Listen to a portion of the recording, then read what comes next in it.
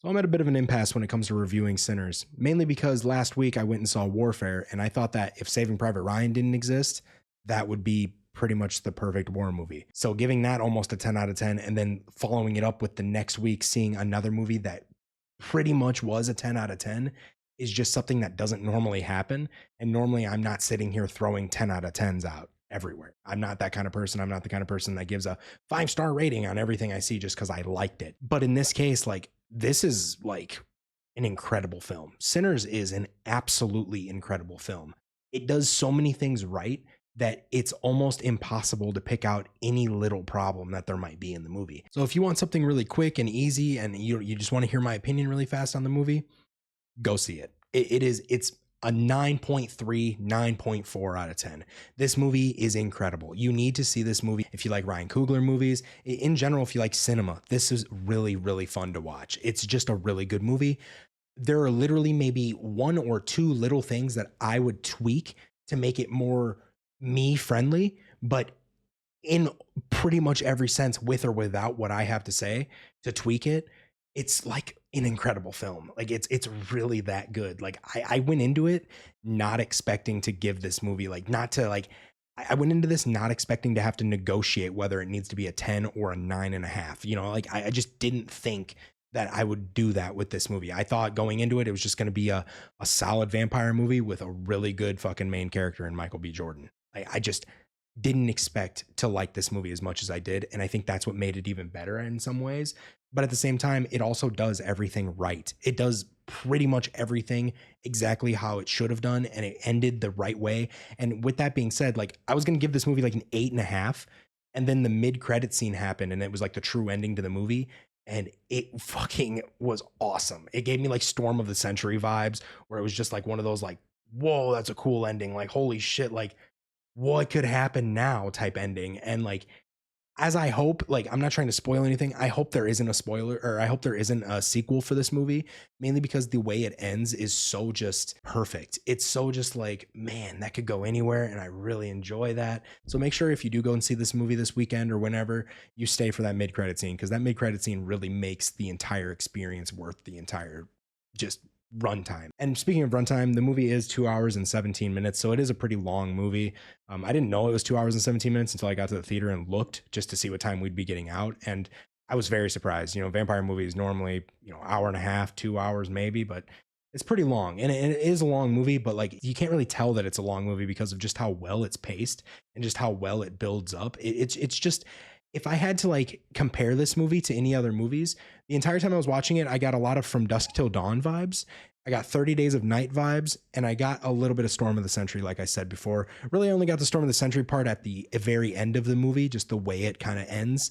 But when it comes to like those first two movies, it reminds me very much of From Dusk Till Dawn, because I don't know if this is like a spoiler for people or not, and I'm sorry if I spoiled it already, but like it's in the trailer. This is a vampire movie. And I swear to God, for the first hour and like 15 minutes, hour and 15, I'd say, yeah, I would, if I didn't already know that it was a vampire flick, I wouldn't have known it was a vampire movie at all.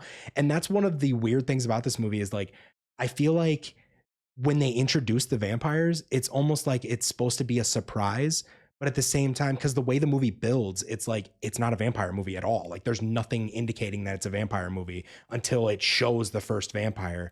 And then like it's supposed to be kind of like a surprise, but at the same time, the trailer showed us. So it was kind of like that movie Companion. If you guys have seen that, like if you watch the trailer to Companion, you'll know that it's a movie about a robot. But like if you don't, it tries to surprise you with that.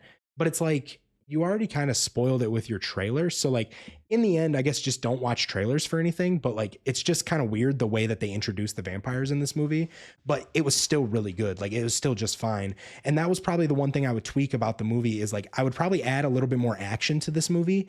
And I would also probably just add maybe it's already 2 hours and 17 minutes. So why not add an extra 15 minutes of like scenes for the main vampire that shows up? Because like the movie itself, I'll just run through a little synopsis of the movie. The movie itself is, and I'm not going to spoil anything. It's based in the 1930s and it revolves around a group of musicians and for the most part, just like companions of the main two characters, Smoke and Stack, who are both played by Michael B. Jordan. And he played these characters great. He played them great. Again, they're both kind of the opposite. And they let you know right away that they're kind of the opposite, because one wears all red, one wears all blue. They're a very cool dynamic, a yin and yang. Smoke and Stack are twin brothers.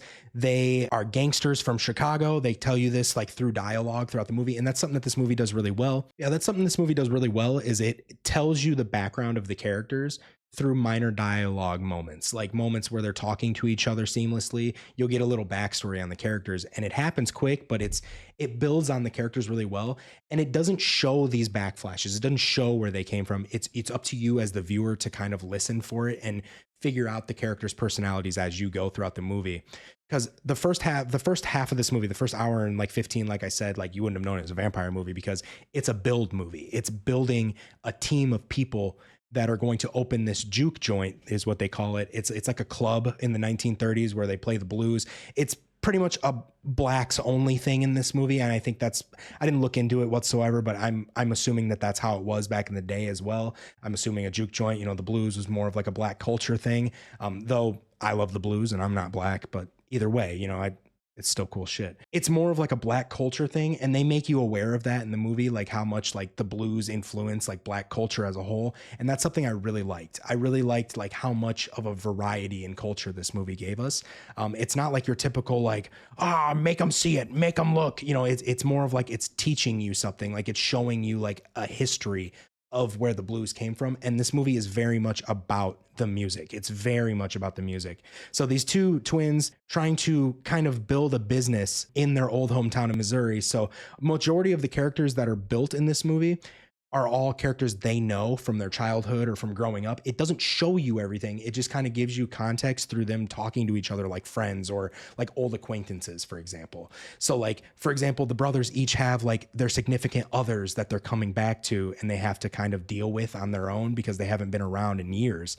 So like they each have like a girlfriend that they have to deal with, a life they have to deal with, though they come back together to run this club this specific night. So the movie is pretty much them assembling a team of musicians, bartenders, people that can cook to create this club that they're making. They decide to open this club up. And when they do, they bring their cousin along, who is a son of a preacher. The preacher doesn't really want him playing music. His dad isn't like a fan of that devil music. That's kind of how he sees it. But Sammy, who is the main character of the movie, technically Michael B. Jordan's the main character, but in a sense, Sammy is the main character. He's the first character you see. He's also pretty much the main reason the movie happens. He plays the blues. He's very, very good. And he actually sings in this movie. He sings some of the blues and he sounds super good. It's incredible. Like how many, it sends chills how good this kid is at singing. Like he's going to be in something in the future. I just don't know what it can be, but it's going to be absolutely a banger if he's singing in it whatsoever. There's a scene that happens that I think I just wanted to talk about for a second, and I'm not going to spoil anything with this, but like there's a scene that happens and you'll know it when it happens, where Sammy's singing and the camera pans out and it kind of starts giving you a little bit of a history lesson on the blues and tells you like, what the blues influenced and how it influenced things and all that shit. And it starts to pan around the room and you start seeing different ancestors and generations of the music being played at the same beat as the modern day music, the 1932 music. You start seeing like tribal men fucking bongoing it up. And then you go over here and you see a couple dudes crip walking. It's insane. It's absolutely insane. And like the scene itself, I saw people like online, like bitching about the scene for some reason. I thought it was absolutely perfect. I thought it showed a lot of black culture and like showed a lot of just like what the blues are to black culture and to people in general, as well as the influence that it had. And it felt like the movie at that moment was like talking to the audience. Like it knew the audience wasn't stupid, and it like just kind of gave them like a full-on like history lesson for a split second. And it was just really well and seamlessly put together, very unexpected and just really cool. So I don't want to spoil that scene for anybody, but like that scene is like one of the coolest scenes in the entire movie. It was just incredible. And it also marks the moment where the movie completely shifts tone. It completely goes from being like an Avengers style assemble movie. And I know that sounds corny saying that because like IGN and everybody was like, this is like Marvel level assembly. It is like in a way, like all the characters know each other in a way. So like everything's seamless and everything's really chill. And it's just like the writing makes it vibe really well together. They completely shift the tone though, like midway through this movie, like after that main scene that I was talking about, it cuts to where it shows the vampire for the first time, and you clearly know he's a vampire. He's like smoking because the sun is going down. He's trying to escape. He's escaping some like Native Americans that are hunting him down. And this is where, like, I would say my first major problem, like not major problem, but my first gripe with the movie is when I go and see a vampire movie, I really like getting like more context and more lore about vampires. I like to see things like, I like to see the history of them. Like if you think of like Interview with a Vampire, like how it's like a biography of how a vampire became a vampire, lived his life as a vampire for hundreds of years.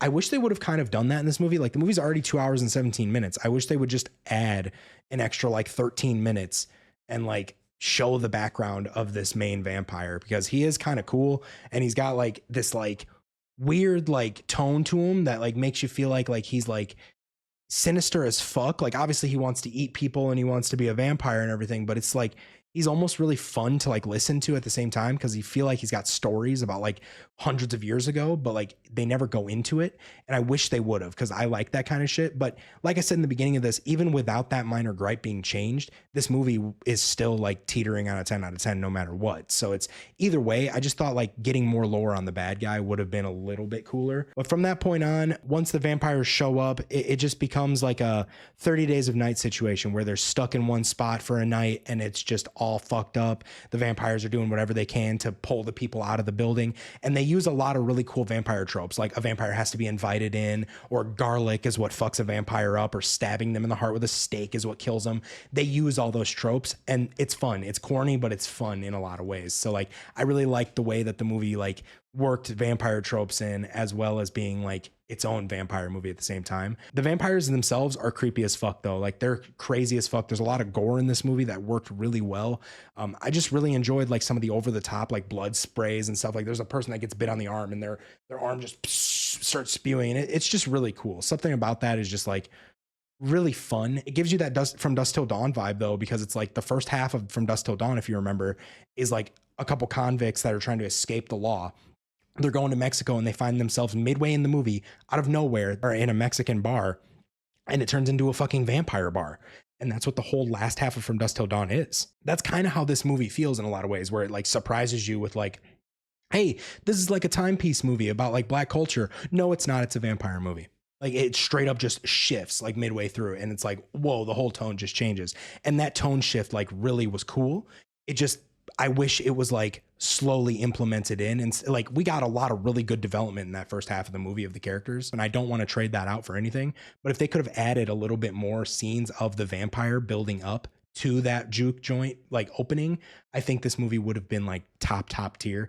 But at the same time, I think either way, people would probably think that that idea doesn't work. It's still a perfect movie either way. But the whole latter half of the movie is pretty much just a slasher movie, and it's not like scary in any way. There's a couple jump scares, but like all in all, it's not like a scary movie. It's just a slasher vampire movie, and it knows what it is, and it does really well at that. Michael B. Jordan's fantastic. The writing is fantastic. The actors are all very good. Ryan Coogler, the guy makes great movies. He really does. And I think he does a really good job with like black culture and bringing black culture together for movies, and also giving, you know, other races, other ethnicities the opportunity to dive into that world and like kind of just experience it a little bit more. I think of like Fruitvale Station. I think of Black Panther, for example. Like, you know, there's a lot of cultural stuff in there that really interested me, at least. And I thought that this movie did the same exact thing, but it did it with vampires this time instead. Speaking of like vampires and Ryan Coogler, I heard a rumor that, and this could be completely false, I heard a rumor that he pitched this idea, not this exact idea, but the vampire idea for Blade to Marvel, and Marvel turned it down. We obviously see what Marvel's doing with Blade right now. They're kind of have him in like a development hell at this point in time, but I think Ryan Coogler could have totally made a Blade movie and it would have been badass. But like now that he's made this movie, like Sinners is like one of a kind in my opinion when it comes to what he's made and like what it actually is. And I think a lot of people that like Marvel movies might actually like this movie, because it does bring a lot of that like assemble type of motivation together, and it's very enticing. It's very, very fun. But yeah, I give this movie like a 9.4. I think this was incredible. I think this is one of those movies that's, I want to buy it. I want to watch it again and again. I really, really do. But yeah, I just really enjoyed how like the latter half of the movie was like the vampires like trying to manipulate and find ways to get inside the barn and ways to get people to come out of the barn. It was just really, really well like paced when it came to like a creepy ass vampire movie. By the way, Wrigley's wearing a diaper. She's going through womanhood, so we all feel her. But all in all, I thought this was an incredible movie. I think this is a movie people should go and see in theaters, and I think that a lot of people would really enjoy it. I really do. Knowing it's a vampire movie probably makes it a little different. I'm not sure what you're supposed to expect going into this movie. I really don't. So I would just go into it with a blank slate and enjoy it. But yeah, guys, let me know what you guys think about the movie. If you saw it, if not, do you want to see it? Does it look like something you'd enjoy? Did you like the review? Let me know. Let's talk about anything. You know, if you have an opinion of the movie, try not to spoil anything, but we can talk about it. You know, at least try to talk about something in the comments. So this is what I like to do, though. I like to give my opinion on things. I'm not paid. You know, I'm not sitting here trying to sell you anything, you know, other than subscribe to the channel if you like what you see. Like the video if you liked what you see. It helps me out a little bit. And comment. Let me know what you guys think. I like talking to everybody. So with that being said, Ronzi out.